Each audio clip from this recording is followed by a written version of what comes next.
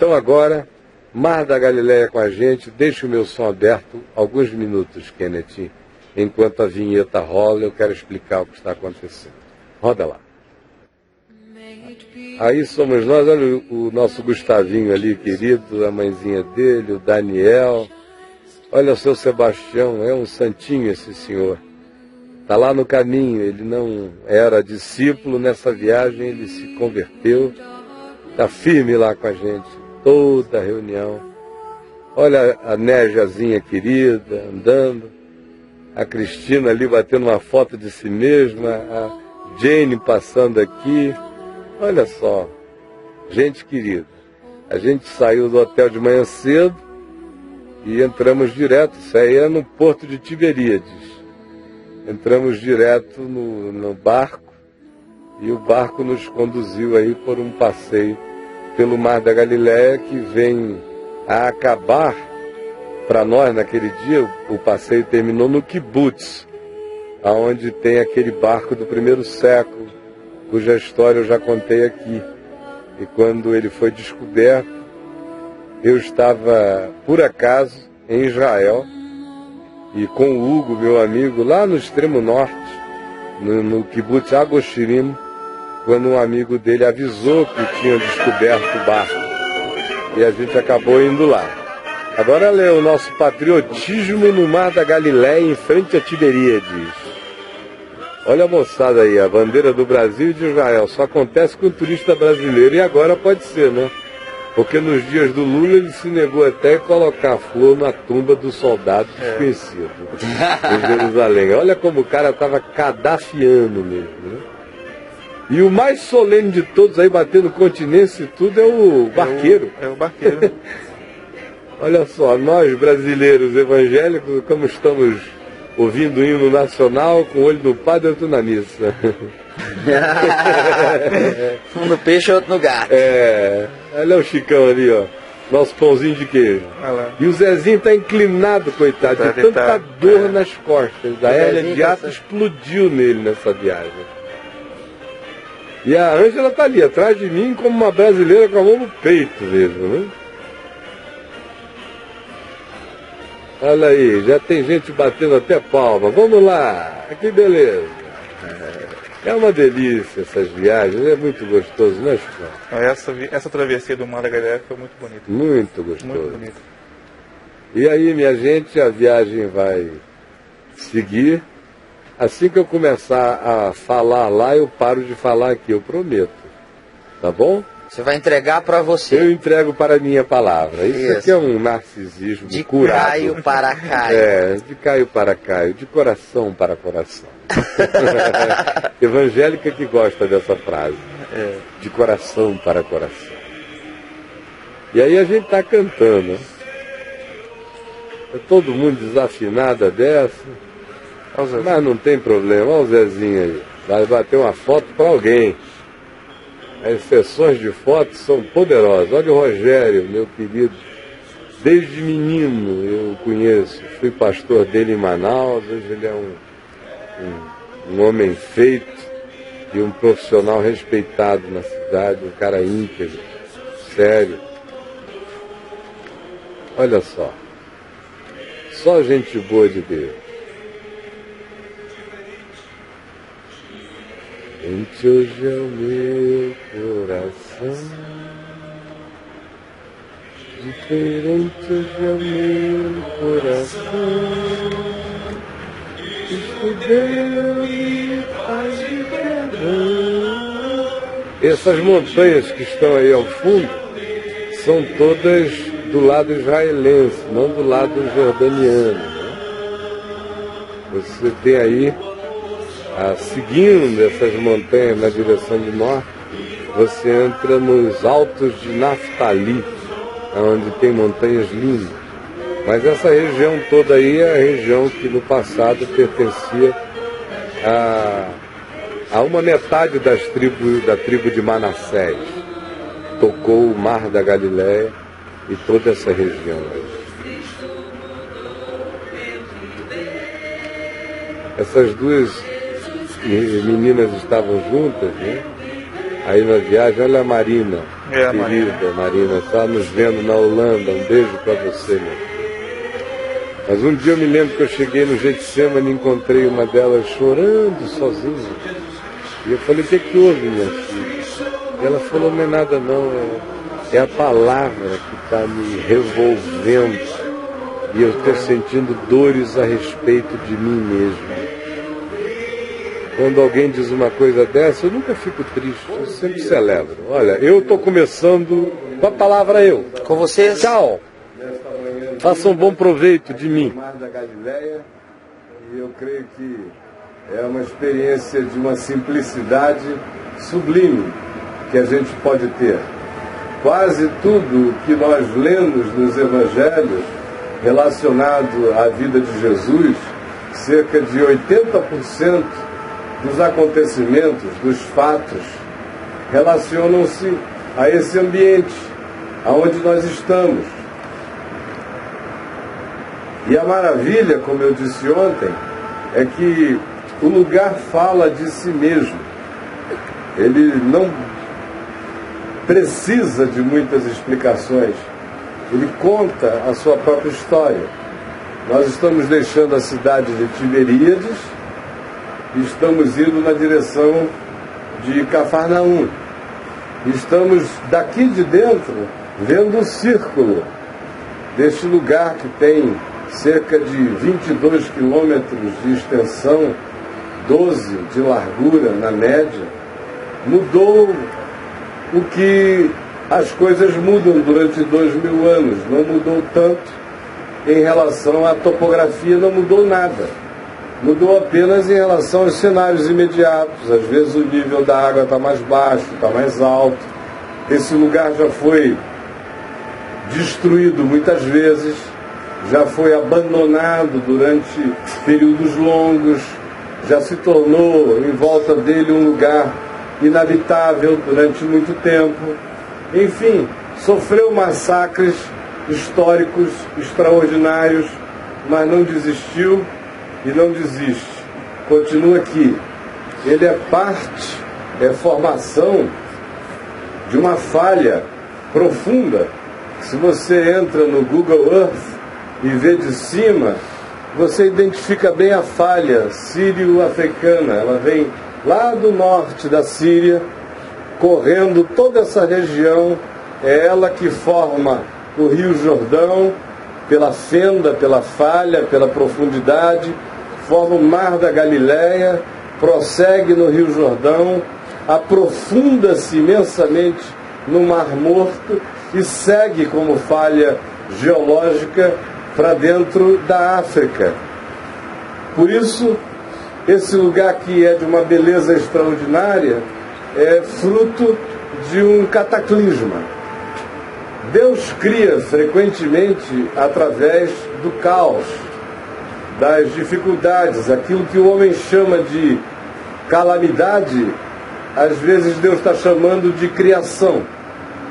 Aquilo que a gente chama de falha, Deus está chamando de poema natural.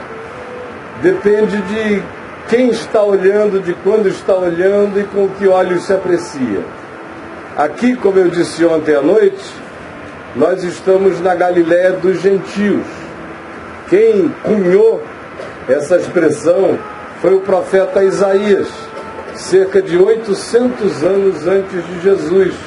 Ele chamou o lugar profeticamente de Galiléia dos gentios ao dizer, conforme Mateus transcreve no capítulo 4, no verso 12, que diz: ouvindo, porém, Jesus que João fora preso, retirou-se para a Galiléia e, deixando Nazaré, foi morar em Cafarnaum. Nós vamos estar ainda em Nazaré, vocês vão compreender o significado do trajeto da viagem, como era Nazaré nos dias de Jesus, onde ele foi criado, de acordo com o que diz o Evangelho de Lucas, no capítulo 4, conforme se afirma também no Evangelho de Marcos, no capítulo 6, onde ele foi criado, onde ele desenvolveu hábitos, costumes, rotinas a ponto de que em Lucas se diz que em Nazaré ele costumava ir à sinagoga aos sábados, esse era seu costume. E lá se afirma exatamente deste modo. Então ele deixa Nazaré e vem morar em Cafarnaum, para onde nós estamos nos dirigindo. Quando nós chegarmos lá, vocês vão ver o lugar aonde Jesus passou a maior parte do seu tempo. Aqui, naqueles 3 anos e 3 meses, 3 anos e 6 meses, no máximo de atividade intensa e pública, Cafarnaum foi uma base de operações e foi um ninho fraterno, relacional. Era lá que Pedro morava, à beira-mar. E prossegue o texto exatamente dizendo: situada à beira-mar, nos confins de Zebulon e de Naftali. Portanto, do ponto de vista da distribuição das tribos de Israel, quando a gente ouve Josué e vê Josué dividindo as tribos, essa região pertencia à tribo de Zebulon, à tribo de Naftali. Quando a gente chega um pouco mais para o norte, na direção da nascente do Jordão, na direção do Bânias ou do Monte Hermon, a gente vê à esquerda a cordilheira toda de Naftali, belíssima, com montanhas lindas. O lugar é um círculo.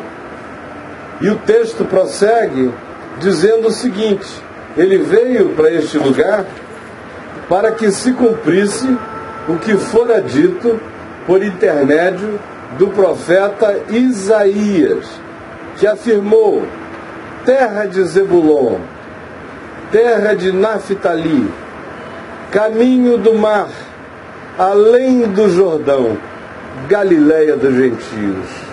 Então, quando você ler isto daqui para frente, sua mente vai ficar carregada disto. A terra de Zebulon e terra de Naftali agora tem face, tem nariz, tem boca, tem cheiro, tem fisionomia.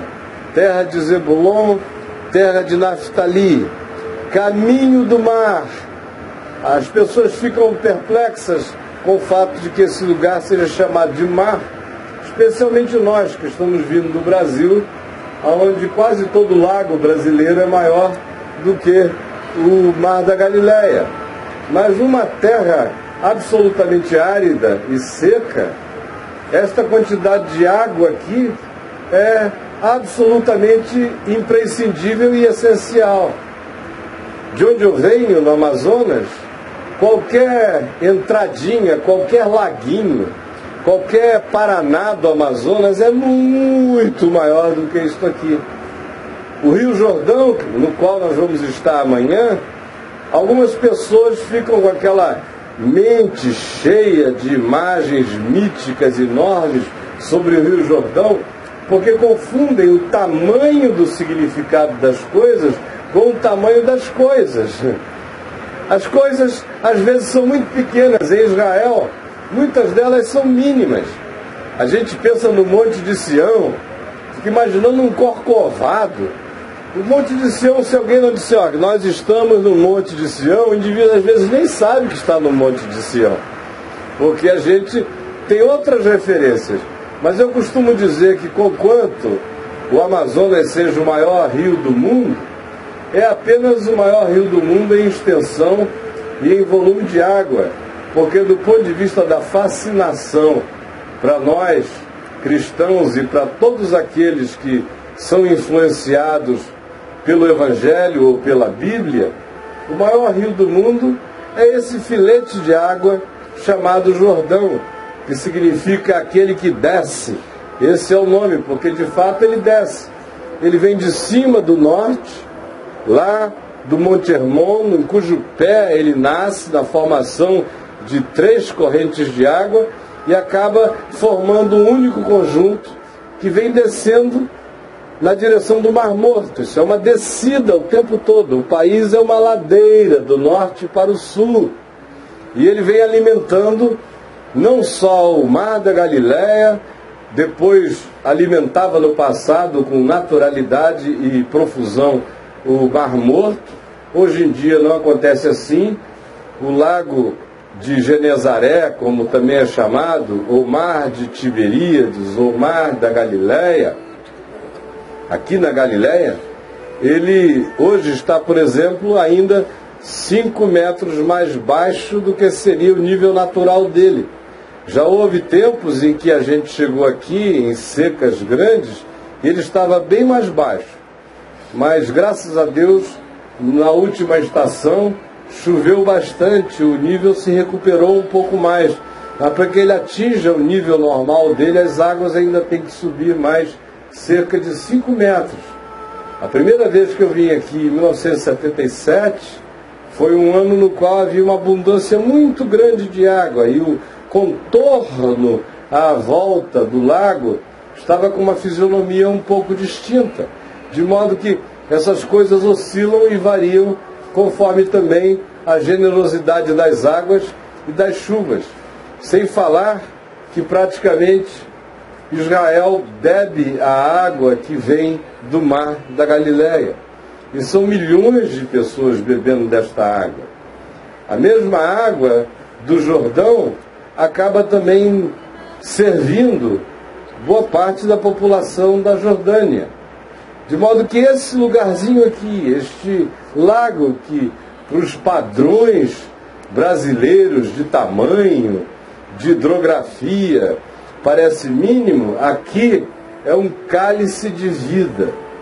De fato, nós estamos olhando para um cálice natural de vida, para um grande copo d'água do amor de Deus, para essa população sobreviver, beber e continuar. O texto que eu venho lendo prossegue dizendo o seguinte, que Jesus veio para essa região e o verso 16 afirma: o povo que jazia em trevas viu grande luz, e aos que viviam na região da sombra da morte resplandeceu-lhes a luz. E aqui Isaías mistura 2 elementos. O primeiro é o elemento existencial, porque a Galiléia dos gentios era também considerada como qualquer coisa que se relacionasse aos gentios, ou aos pagãos, ou aos que não eram os filhos da consciência, da fé de Abraão.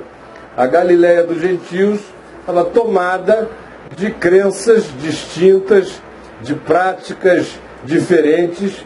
Houve regiões de Israel que, quando Josué entrou na campanha de conquista da terra, nunca foram completamente conquistadas. Algumas foram, outras não. No livro de Juízes nos diz que houve tribos que conseguiram subjugar por completo aqueles que eram os moradores anteriores, e houve outras tribos que não conseguiram, apenas estabeleceram uma relação ou de convívio, ou então impuseram trabalhos forçados, mas não conseguiram dominar de todo. Essa região foi visitada e desejada por muitos soberanos e reis da terra. Desde Tutanés III no Egito, a quase todos os outros que tiveram surtos de conquista global desde então, tiveram interesse fundamental nessa região, porque também por aqui passavam vias de caravanas comerciais. Nós vamos ver como Jesus, ao escolher Cafarnaum para fazer a sua base de pregações, ele escolhia, a semelhança de Paulo em Éfeso, um lugar estratégico, uma espécie de net, de web, de highways. Havia mares, cruzava toda a região levando o fluxo de comércio que vinha da África e ia embora adiante, atravessando países e estabelecendo relações diferentes com povos distintos, o que fazia com que uma grande quantidade de culturas acabassem vindo, se instalando, morando, se miscigenando no lugar, de modo que aqueles que eram os habitantes de Jerusalém e que chamavam a si mesmos de os judeus que não tinham se misturado no processo, olhavam para esta região como sendo já uma região sempre em processo de miscigenação, sempre um lugar de tolerâncias, sempre um lugar de diversidade, sempre um lugar de nichos, de altares, de cultos distintos. E nos dias de Jesus, como nós vimos ontem, a começar de Tiberíades, que era uma cidade construída artificialmente, rapidamente, era uma Brasília de Herodes dedicada a Tibério, o imperador, há outras cidades que já estavam aqui para sempre, desde muito tempo. A gente ouve falar, por exemplo, de Maria Madalena, ou Maria de Magdália, ou Maria de Migdol, porque nós estamos diante, toda vez que você pensar em Maria Madalena agora, você olha para aquele recantozinho ali e você vai imaginar aquele lugar, é dali que ela procede. E Migdol significa lugar da torre. Maria da Torre é o nome dela. Maria Madalena não era o sobrenome, como o meu nome, Daraújo, ou como Dora Ramos. Era como se fosse Caio do Amazonas, Rogério de Manaus. Era assim que muitas vezes as pessoas ganhavam o seu sobrenome. E ela ganhou, obviamente, o nome do lugar onde ela morava, a Maria da Torre, Maria de Migdol, Maria de Magdália. Há lugares aqui no Novo Testamento, especialmente no Evangelho de Marcos, que chamam o lugar de Magadon. Já é a transliteração para o português. E Maria Madalena, como vocês devem estar percebendo, ganhou um ressignificado na história do cristianismo oficial. Vocês sabem, como eu não tenho nenhum compromisso com o cristianismo oficial, eu considero uma perversão do evangelho original. Mas o cristianismo oficial acompanha as ondas das épocas e dos tempos. E eu estava até brincando agora ali com o Moá e o Alfredo dizendo que a Maria Madalena virou uma espécie de símbolo do Código da Vinci do cristianismo atual, porque a Igreja Católica instituiu agora o lugar como sendo o lugar internacional das Marias Madalenas da Terra. Só que Maria Madalena, diferentemente do que as lendas acabaram construindo acerca dela, nunca foi necessariamente uma mulher prostituta, como acabou entrando no imaginário do povo cristão. A única coisa específica que se diz dela é que Jesus expulsou dela 7 demônios. O resto são associações e construções completamente impossíveis de serem conectadas. Tem gente que associa Maria Madalena àquela pecadora que rompeu na noite, entrou no lugar onde Jesus estava comendo, chorou sobre os seus pés, enxugou com os seus cabelos, beijou os pés. Mas o texto de Lucas que narra isso diz apenas uma mulher pecadora que veio da cidade. Não diz que era Madalena. De Madalena, explicitamente, só se diz que ela teve uma crise espiritual muito grande, que ela foi habitada por 7 espíritos imundos e que Jesus a libertou disso.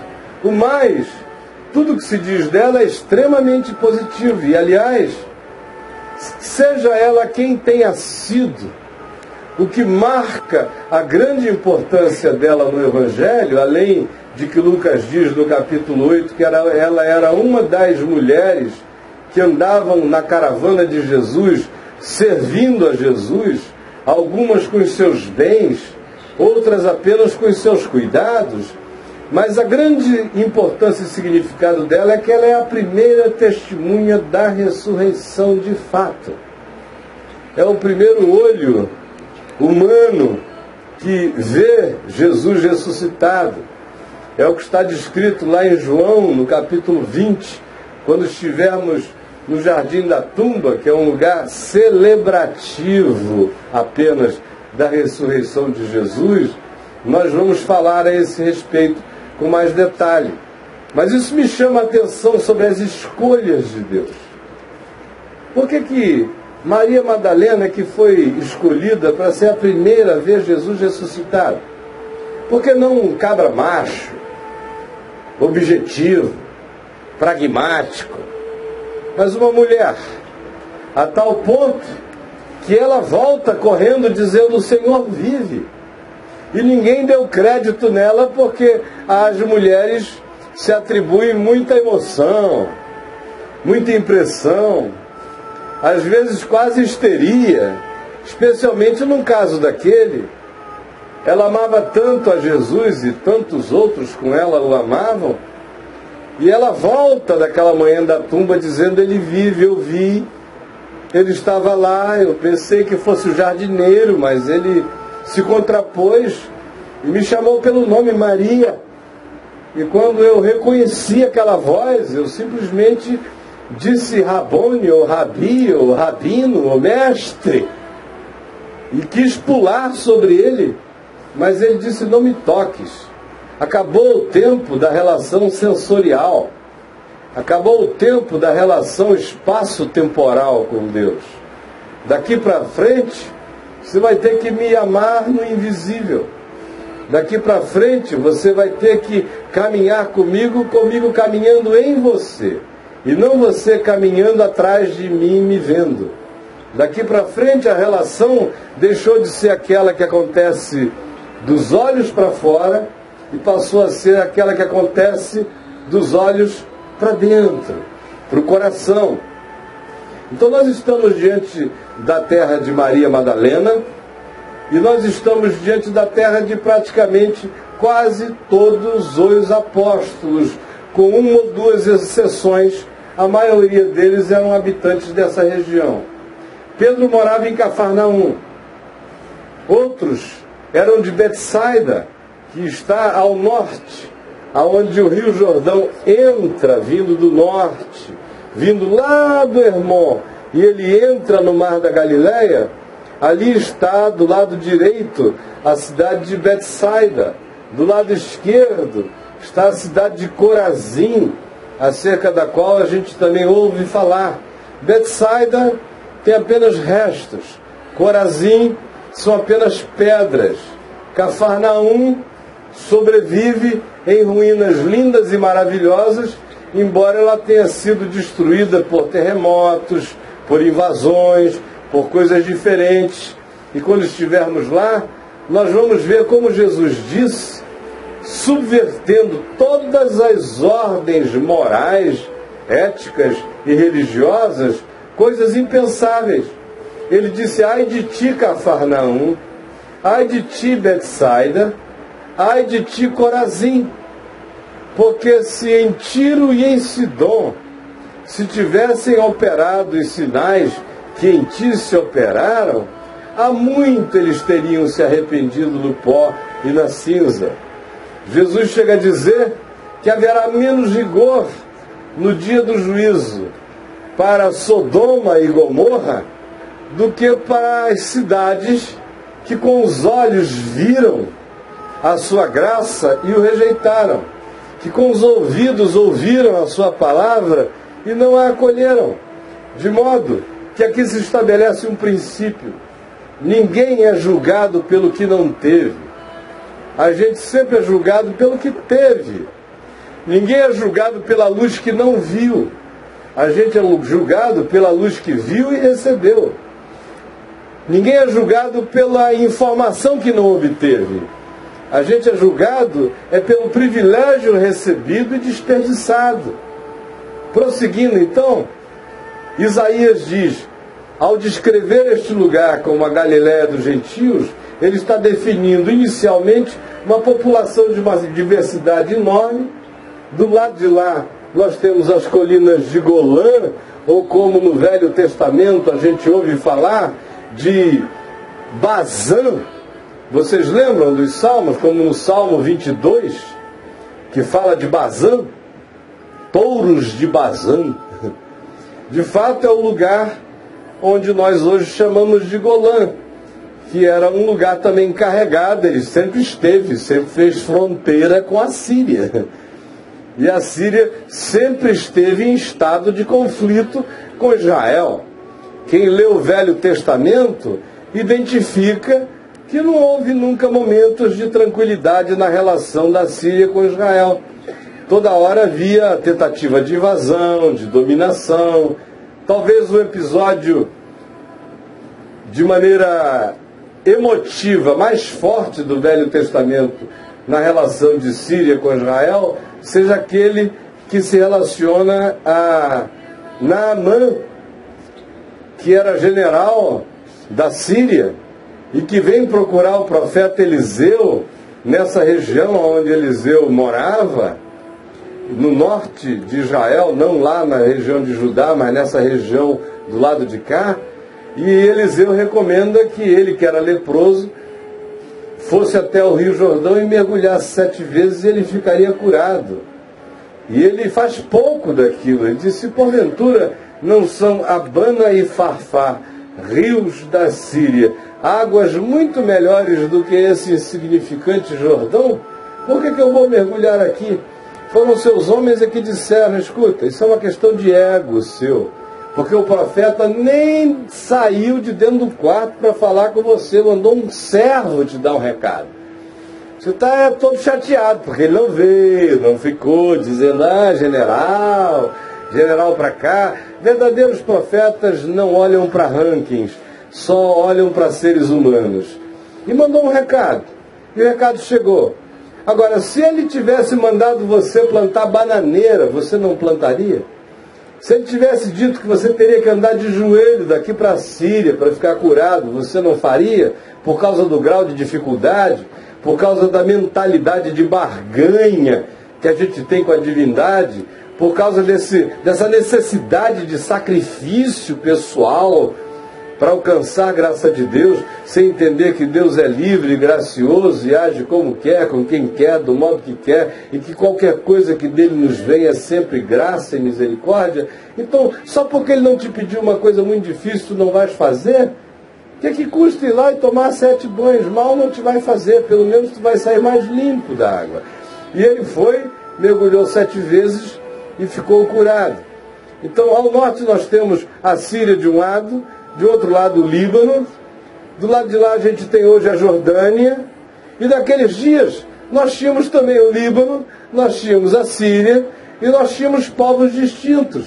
Nos dias de Jesus, a gente já viu em Gerasa, e falamos sobre as 10 cidades, Decápolis, uma delas aqui bem na saída do mar da Galileia ao sul, à direita, onde a gente encontra a cidade de Bet-Shean, aonde, se Deus quiser, visitaremos, porque são ruínas extraordinárias, lindas e belas, e ela era uma das Decápolis. Então, o lugar é Galileia dos gentios, em primeiro lugar, em razão da população que sempre foi diversificada.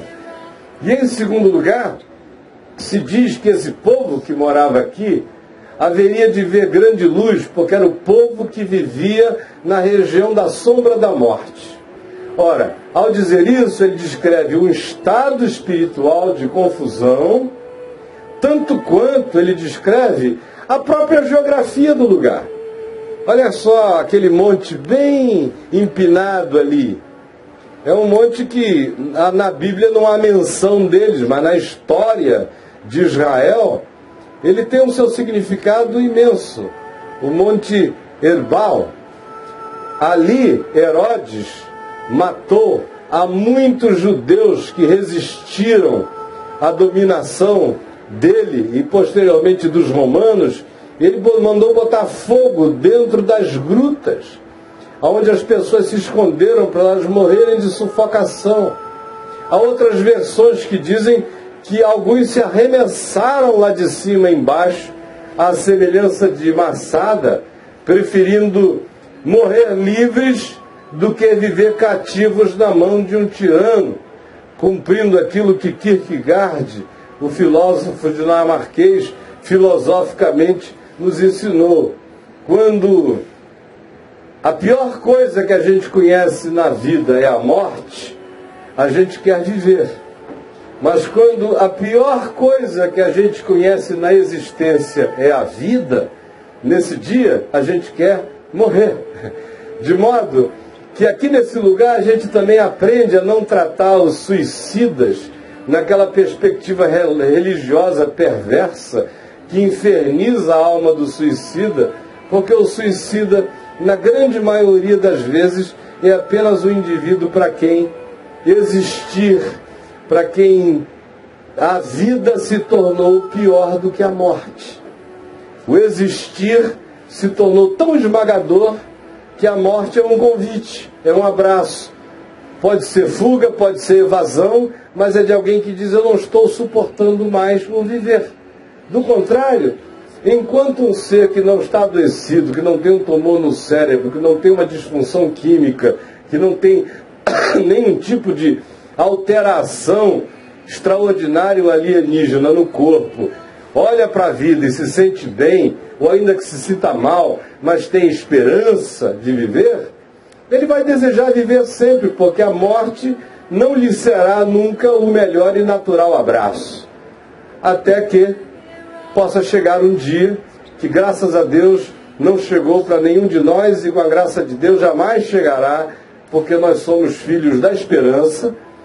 No entanto, para aqueles que tiveram e têm essa experiência, nesse dia, quando a vida fica tão horrível, a morte passa a ser um abraço, passa a ser uma cama, passa a ser um colchão, passa a ser uma saída, de modo que nunca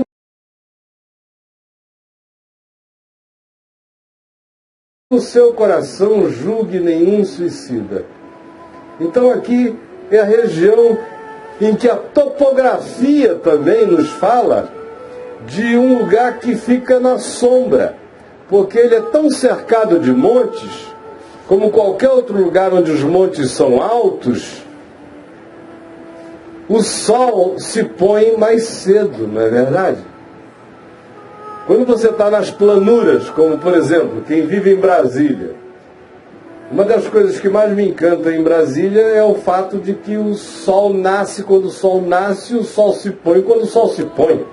Porque a gente está a 1.200 metros de altitude, então quando o sol nasce, a incidência dele já chega lá. E quando ele se põe, como não tem montanhas, ele só desaparece quando desaparece. De modo que a luz fica mais longa.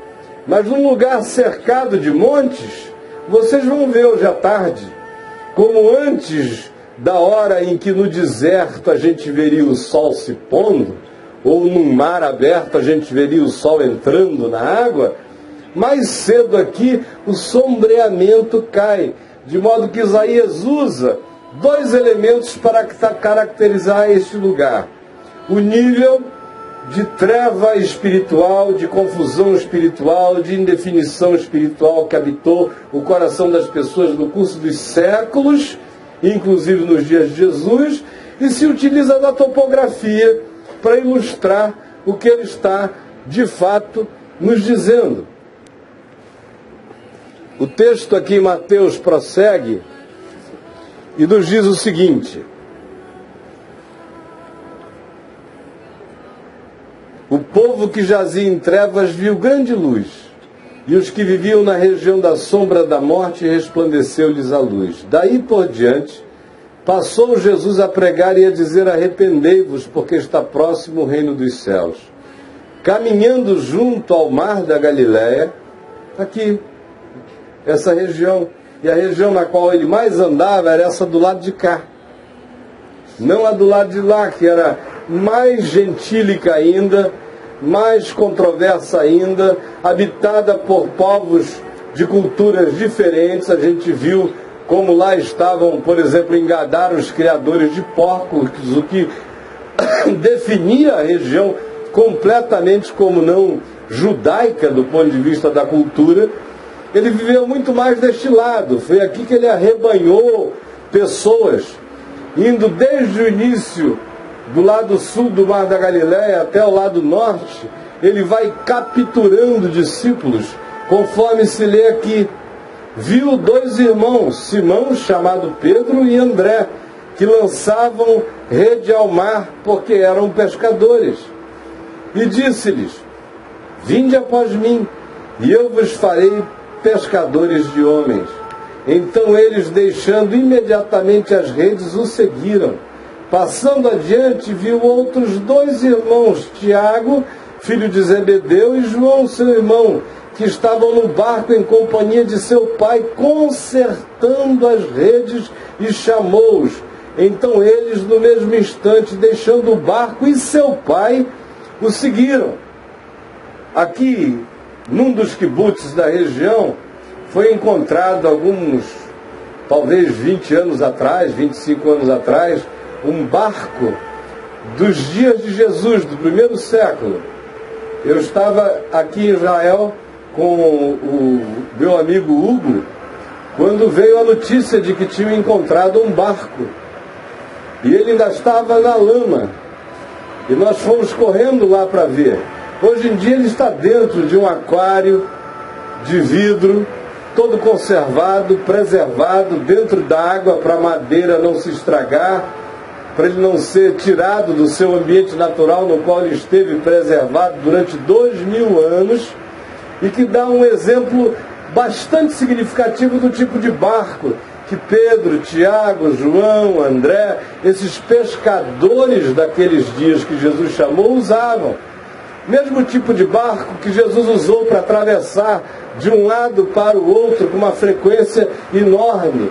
O mesmo tipo de barco que Marcos nos diz que depois que as multidões afluíram tanto sobre ele, que todo mundo queria tocar, pegar, tirar um pedaço, e ele não se deixou fetichizar jamais, ele pediu que preparassem sempre um barquinho para ele, para que do barco ele pudesse falar ao povo.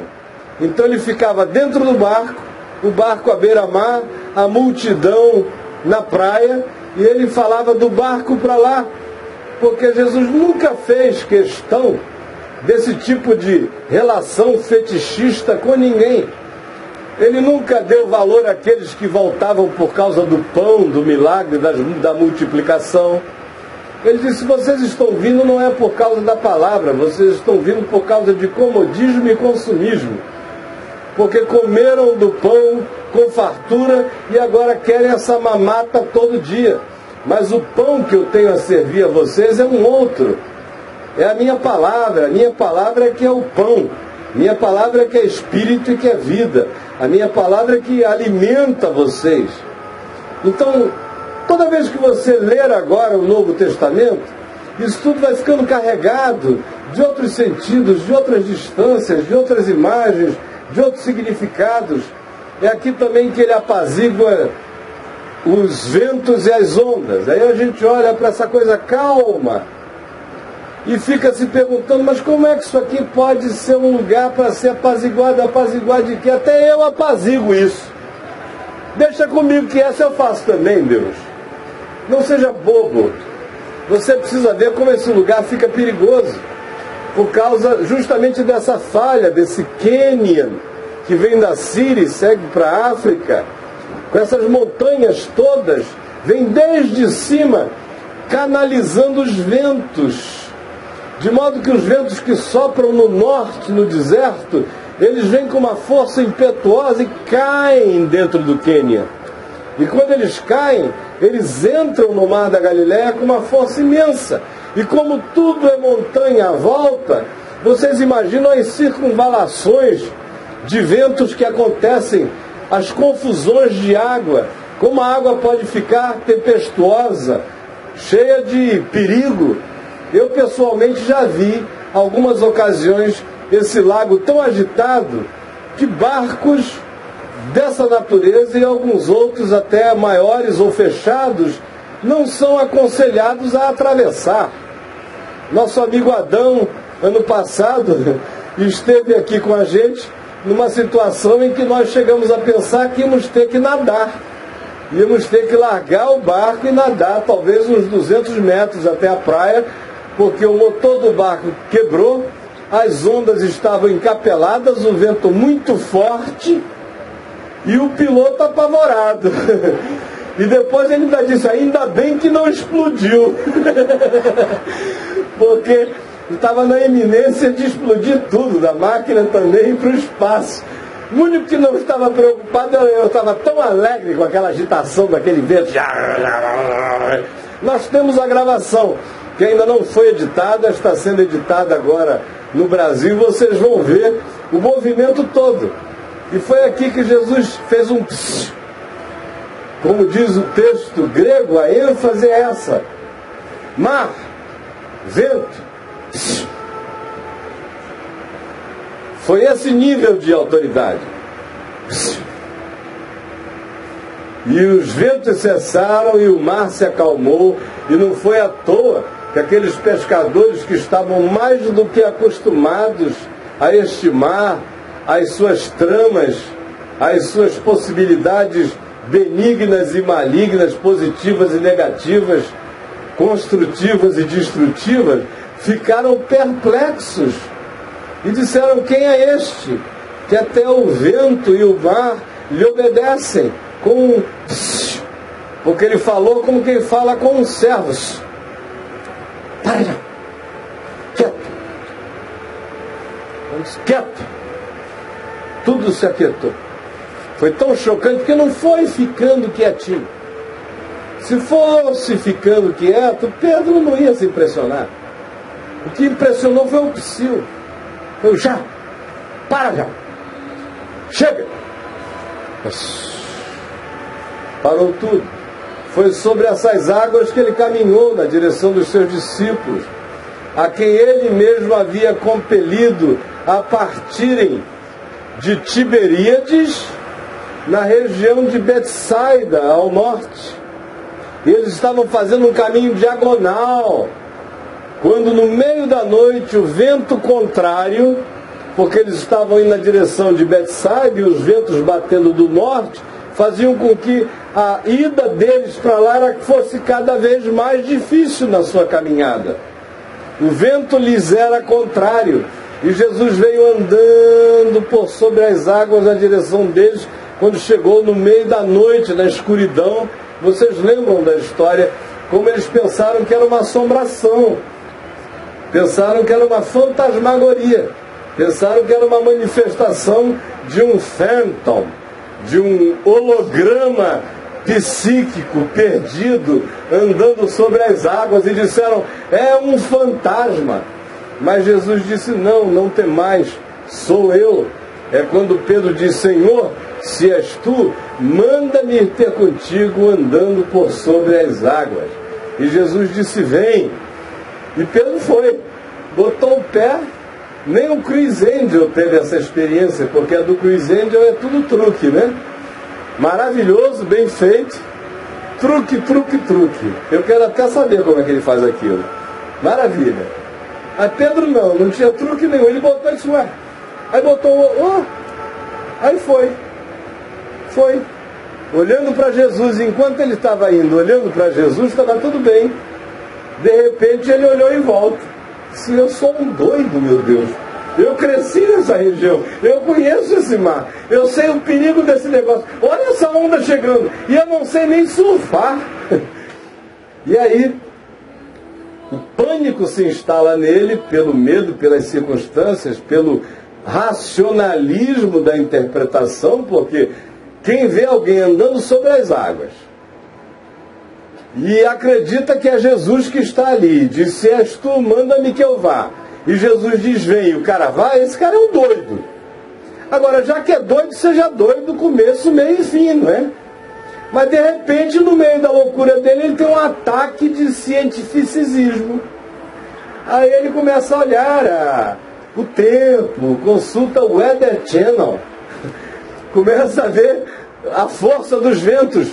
E aí ele muda as estações, ele sai da dimensão que o fizeram andar sobre as águas e entra na dimensão que só o faria morrer afogado nas águas. E aí começa a afundar e Jesus o levanta e diz, homem de pequena fé, por que tu duvidaste? E tomando-o pela mão, anda de volta com ele para o barco, eles entram e os discípulos o adoram, dizendo, verdadeiramente, este é o Filho de Deus.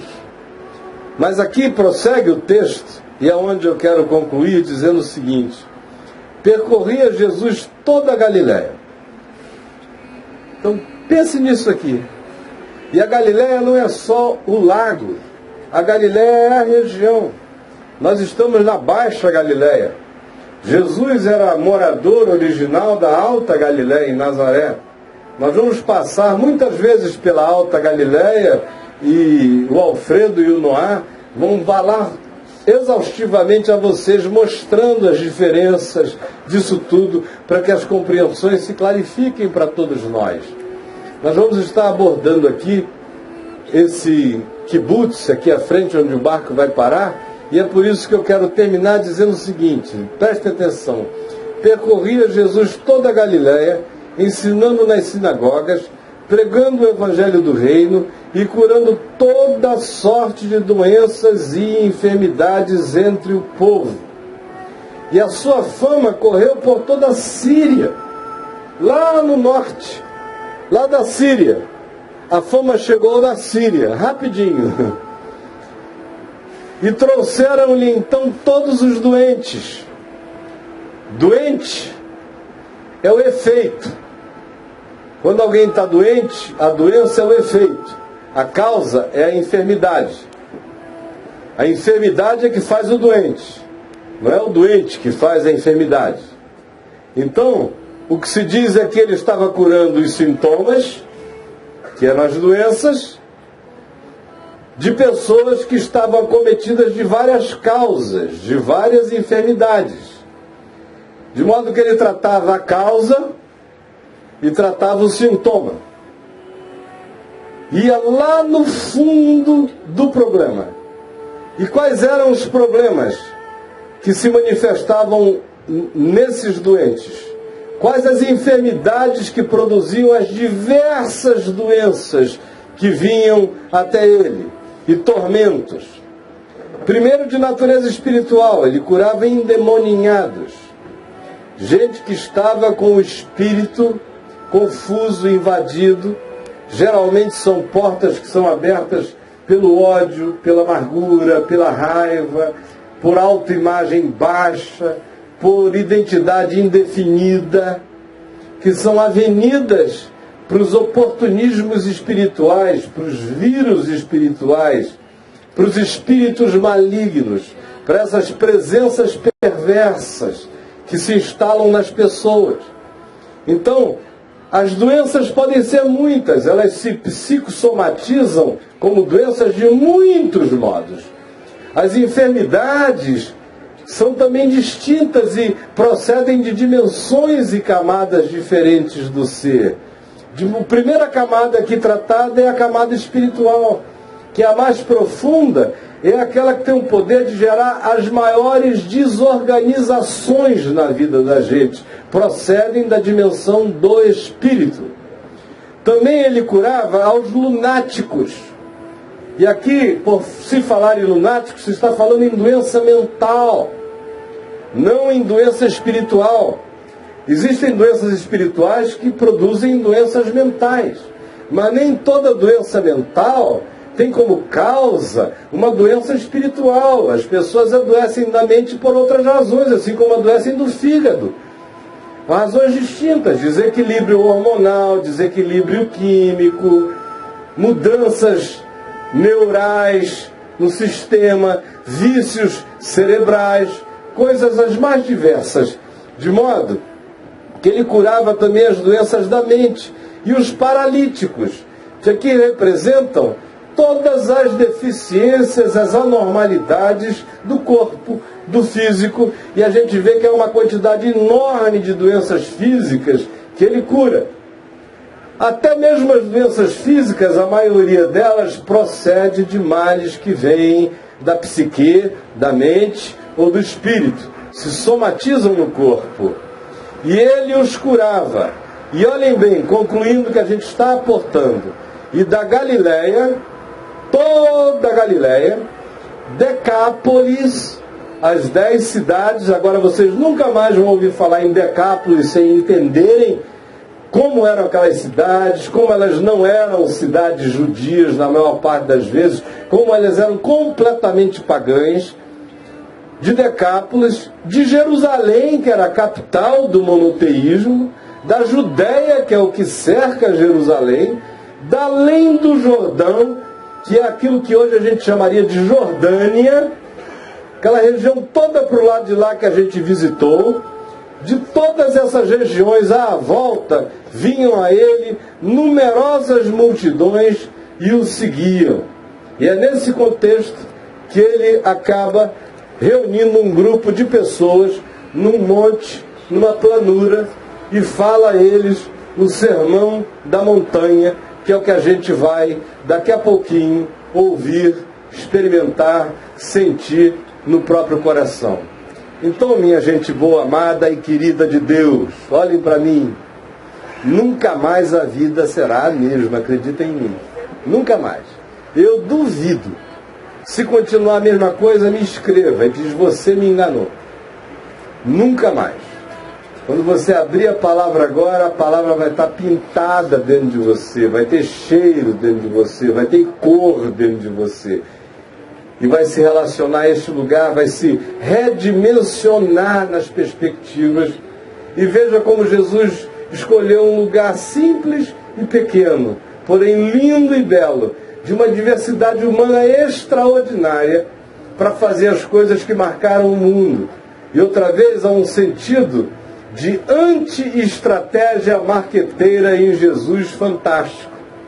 Porque ele não foi para Roma. Por que ele não fez a base dele em Jerusalém?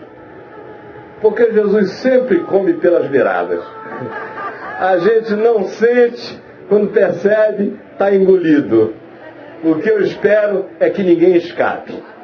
Que Deus nos abençoe. Vamos continuar nossa viagem. Amém, gente boa? Vamos lá. Bom, acabou aí esse momento, daí nós chegamos no kibbutz, aonde está o barquinho dos dias de Jesus, e a moçada entrou, deu uma visitada, e nós seguimos viagem. Alguns quilômetros daí está, não muitos, o Monte das Bem-aventuranças. Depois nós fomos até aquele lugar do encontro de Jesus com Pedro, que eu mostrei outro dia, num programa que você só verá na semana que vem, porque ele não foi feito ao vivo, eu gravei, e você o verá. Olha aí a moçada saindo toda feliz, alegre. O Zezinho, como bom bombeiro, socorrista, mesmo com dor nas costas, com hérnia de disco estourando, está ali ajudando o pessoal a sair, sempre carinhoso. E é uma turma muito boa. Aí está o Danielzão, que já viajou comigo para lá tantas vezes. Cada pessoinha aí tem uma história especial, fez um caminho especial.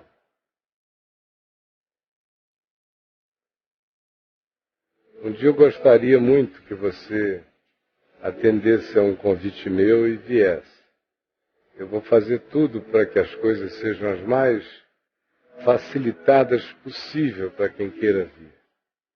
Conforme eu disse antes, eu estou desejoso de mudar o modo de receber pessoas lá, para que tudo fique muito simples, muito barato, muito acessível, enquanto é possível, enquanto dá para ir.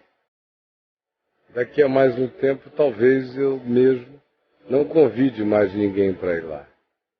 Apenas vá no máximo sozinho ou com minha esposa, porque hoje eu convido responsavelmente por saber que não há nenhum problema. Mas pode ser que chegue uma hora em que eu diga: olha, não é mais recomendável. Pode se nos tornar perigoso. Hoje perigoso é fazer turismo na Baixada Fluminense. Mas não aí. Aí é a maior tranquilidade.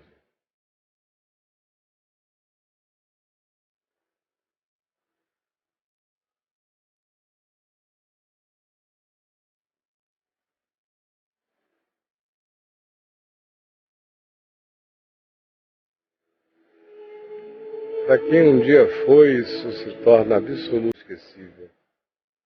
E na minha experiência, em geral, quem foi uma vez quer voltar a segunda, quer voltar a terceira.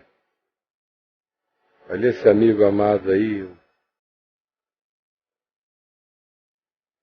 Ele teve uma experiência tão bonita durante a viagem.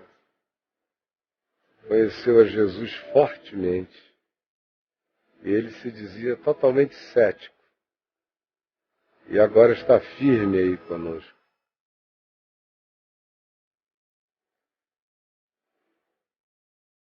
Olha o Chicão aí, ó. O último a deixar o bar.